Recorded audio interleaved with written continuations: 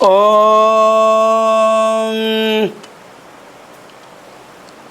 ஐயப்பா சரணம் சரணம், ஹரிஹர சுதனே சரணம் சரணம். ஐயப்பா சரணம் சரணம், கலியுக சுதனே சரணம் சரணம். பம்பையின் பாலா சரணம் சரணம், பந்தளவேந்தே சரணம் சரணம். ஐயப்பா சரணம் சரணம், ஹரிஹர சுதனே சரணம் சரணம். ஹரிஹர சுதனே சரணம் சரணம். சுவாமியே சரணமையப்பா. ஓம் நமச்சிவாய. மேன்மைகள் சைவநீதி விளங்குக உலகமெல்லாம். நோயற்ற வாழ்வே குறைவற்ற செல்வம். அந்த நோய் நொடிகள் இல்லாத வாழ்வு இந்த உலக மக்கள் எல்லோரும் வாழ வேண்டும் என்று கலியுகத்தின் காந்தமலை ஜோதியாகிய சபரிமலை சுவாமி ஐயப்பனுடைய திருவடிகளை சிரம்தாழ்த்தி டான் தமிழொலி ஓம் தொலைக்காட்சி நேயர்கள் அனைவருக்கும் சர்வதேச இந்து மத குறிப்பீடம் அகில இலங்கை சபரிமலை சாஸ்தாபுரத்தின் சார்பில் இனிய வணக்கங்களும் நல்ல ஆசிகளும். என்றும் மங்களகரமான பராபவ வருஷம் வைகாசி மாதம் 23ஆம் நாள் 6/6/2026 சனிக்கிழமை. இன்று மலர்ந்திருக்கின்ற இன்றைய பொழுதும் நம் எல்லோருடைய வாழ்விலும் எல்லா விதமான சிறப்புகளும் வெற்றிகளும் கிடைக்க வேண்டும். நாம் தொடங்குகின்ற காரியங்கள் நல்லபடியாக நிறைவேற வேண்டும். இஷ்ட தெய்வங்களை குலதெய்வங்களை வழிபாடுகள் செய்து பெற்றோர்கள் பெரியோர்கள் குருவானவர்கள் ஆசிரியர்களையும் வணங்கி அவருடைய அன்பையும் ஆசியையும் பெறுகின்ற பொழுதும் எந்த நாளும் நமக்கு நல்ல நாளாக அமைந்துவிடும். இன்று மந்தவாரம் என்கின்ற சனிக்கிழமை. எந்த ஒரு சுப காரியங்களும் இந்த மந்த வாரத்திலே தொடங்கக்கூடாது, செய்யக்கூடாது. இது இறை வழிபாடுகள். நாம் முதலில் ஆலயங்களுக்கு செல்ல முன்பு ஸ்நானம் செய்ய வேண்டும். இந்த சனிக்கிழமையிலே எண்ணெய் ஸ்நானம். அதனால தான் தமிழ் மூதாட்டி அவ்வை கூட அழகாக சொன்னால், அறம் செய்ய விரும்பு ஆறுவது சினம் இயல்வது கரவேல் என்று ஒவ்வொன்றா சொல்லி வந்து சனி நீராடு.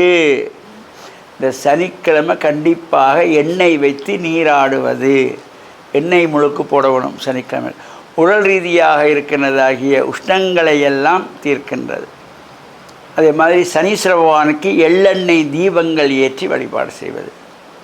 சனீஸ்வர பகவானுக்கு எள்ளு சாதம் நைவேத்தியம் வைத்து பிரசாதமாக அதனை காக்கைக்கு உணவாக கொடுப்பது. சபரிமலை ஐயப்ப சுவாமியினுடைய பூஜைகள் வழிபாடுகள் பிரார்த்தனைகள் 18ஆம் படி பூஜைகள் பஜனைகளிலே கலந்து கொள்வது இவையெல்லாம் ஒரு சிறப்பை தரக்கூடியது.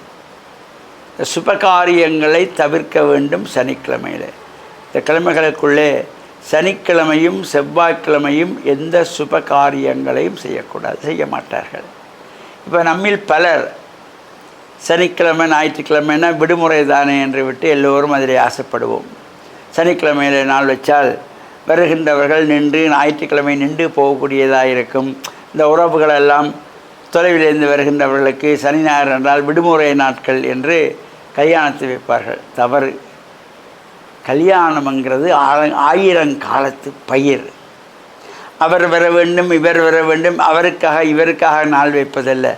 அந்த பொண்ணினுடைய ஜாதகத்திற்கும் மாப்பிள்ளையினுடைய ஜாதகத்திற்கும் இருவருடைய நட்சத்திரத்துக்கும் அந்த நாள் பொருந்துகிறதான்னு பார்க்கணுமே தவிர சித்தப்பா வரணும், பெரியப்பா வரணும், பெரியம்மா வரணும், விடுமுறை நாள் வேணும் என்று கல்யாணத்துக்கு நாள் பார்க்குறது இல்லை. ஆனால் இப்போ எல்லாத்தையும் விட்டு நாங்கள் எப்போ எங்களுடைய வசதிக்காக நாட்களை பார்த்து கொள்கிறார்கள். சனிக்கிழமையிலும் கல்யாணம், ஞாயிற்றுக்கிழமையிலும் கல்யாணம், விட்டால் செவ்வாய்க்கிழமையிலே கல்யாணம் பண்ணிவிடுவார்கள். நாள் நட்சத்திரம் என்று சொல்வது அந்த அதுக்குரிய நாளாக பார்க்க வேண்டும். இருவருடைய நட்சத்திரங்களுக்கும் பொருந்துகிற நாளாக பார்க்க வேண்டும். ஒரு திருமண நாள் எடுக்கின்ற பொழுது அது எவ்வளவு ஒரு முக்கியமான விஷயம். அது 1000 காலத்து பயிர் என்று சொல்வார்கள். திதி வார நட்சத்திர யோக கரணங்கள் எல்லாம் சரியாக வரணும். அது மட்டுமல்ல, இந்த பெண்ணினுடைய ஆணினுடைய பிறந்த நட்சத்திரம் ஜென்ம நட்சத்திரத்திலே கல்யாணம் பண்ணப்படாது. 10வது நட்சத்திரத்திலே கல்யாணம் பண்ணப்படாது.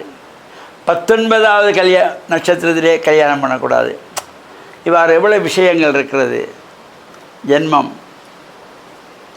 அனுஜென்மம், பிறந்த நட்சத்திரம். இப்போ ஒருவர் ஒரு ஆணோ பெண்ணோ அஸ்வினி நட்சத்திரத்திலே பிறந்திருக்கிறார் என்றால் அந்த அஸ்வினி நட்சத்திரத்திலே கல்யாணம் பண்ணக்கூடாது. அது ஆணாக இருந்தாலும் சரி, பெண்ணாக இருந்தாலும் சரி. அதுலேருந்து 10வது நட்சத்திரம் அஸ்வினி, பரணி, கார்த்திகை, ரோகிணி, மிருகசீஷம், திருவாதிரை, புனூசம், பூசம், ஆயில்யம், மகம். அஸ்வினி நட்சத்திரத்திலே பிறந்தவர்களுக்கு மக நட்சத்திரத்திலும் கல்யாணம் பண்ணக்கூடாது. இதெல்லாம் நம் முன்னோர்கள் சொல்லி வகுத்து வைத்தார்கள். ஜென்ம நட்சத்திரம், 10வது நட்சத்திரம், 19வது நட்சத்திரங்கள் ஜென்மத்ரயம் என்று சொல்லுவது. இவ்வாறு இவற்றையெல்லாம் நாம் கவனத்தில் கொள்ள வேண்டும். பெற்றோர்கள் இதில் அக்கறை செலுத்த வேண்டும். சனிக்கிழமை, ஞாயிற்றுக்கிழமை, சனிக்கிழமையில் யாரும் கல்யாணம் பண்ணுவானா? தப்பு, பண்ணவே படாது. அந்த தம்பதிகளுக்கு வாழ்க்கையில் பல சங்கடங்கள் வந்துவிடும், கஷ்டங்கள் வந்துவிடும். சனிக்கிழமையில் கல்யாணம் பண்ணவே படாது. சனி நீராடு என்று தான் சொன்னார் ஔவையார். சனிக்கிழமையில் எண்ணெய் முழுக்கு போடுற நாளில் கொண்டே கல்யாணத்தை பண்ணக்கூடாது, கிரகப்பிரவேசம் பண்ணப்படாது.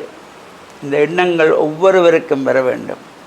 தொடர்ந்து வருகின்ற நாட்களிலும் நாம் இந்த முகூர்த்தங்கள் தொடர்பாக சிந்திப்போம் என்று கூறி, டான் தமிழொலி ஓம் தொலைக்காட்சி நேயர்கள் அனைவருக்கும் சர்வதேச இந்து மத குருபிடம் அகில இலங்கை சபரிமலை சாஸ்தாபுரத்தின் சார்பில் நல்ல ஆசிகளை கூறிக்கொள்வதில் மன மகிழ்வு கொள்கிறோம். சர்வே ஜனாக சுகினோ பவந்து சமஸ்த சன்மங்களானி சந்து சுபம்.